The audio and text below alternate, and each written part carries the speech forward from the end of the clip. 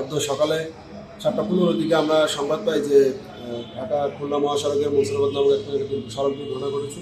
তো আমরা খুব দ্রুত হাইওয়ে পুলিশ ভাঙা থানা দ্রুত ঘটনাস্থলে পৌঁছালে যা দেখতে পাই যে ঢাকাগামী একটি অ্যাম্বুলেন্স এবং খুলনাগামী একটি ট্রাক মুখোমুখি সংঘর্ষ হয়।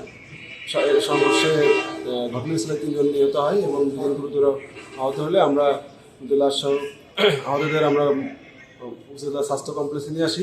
পরবর্তীতে কর্তব্যরত ডাক্তার 3 জনকে মৃত ঘোষণা করেন এবং অসুস্থ 2 জনকে, গুরুতর আহত 2 জনকে তারা ফরিদপুর মেডিকেল কলেজে হাসপাতালে রেফার করে।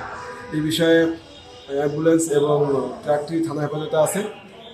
অন্যান্য আইনি প্রক্রিয়া চলমান আছে, প্রক্রিয়াধীন আছে। আমরা পরবর্তীতে বিস্তারিত জানাবো।